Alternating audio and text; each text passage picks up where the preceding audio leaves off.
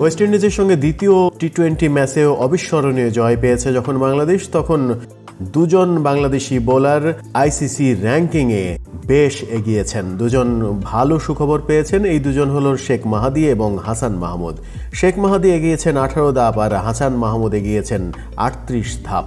হাত ঘুরিয়েছেন 4 ওভার বোলিংয়ে 13 রানে 4 উইকেট। সোমবার সেন্ট ভিনসেন্টে ওয়েস্ট ইন্ডিজের বিপক্ষে সিরিজের প্রথম টি-20তে এই বোলিংয়ে ম্যাচ সেরা হয়েছিলেন মেহেদী হাসান।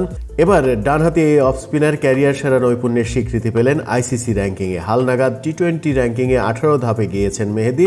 একই ম্যাচে 18 রানে 2 উইকেট নিয়ে হাসান মাহমুদ এগিয়েছেন 38 ধাপ।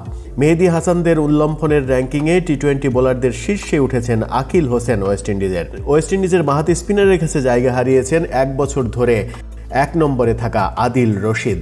টি-20 বোলিংয়ে বাংলাদেশের মধ্যে সেরা অবস্থানে তাসকিন আহমেদ, যিনি 3 ধাপে গিয়ে 18 নম্বর অবস্থানে।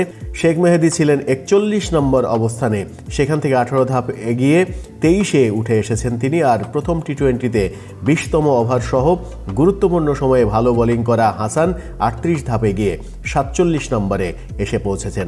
এদিকে দ্বিতীয় টি-20তে ওয়েস্ট ইন্ডিজকে খুব সহজেই হারিয়েছে বাংলাদেশ। সব মিলিয়ে মাত্র 130 রানের টার্গেট দেয়া ম্যাচে বোলারদের নৈপুণ্যেই ম্যাচ জিতেছে বাংলাদেশ।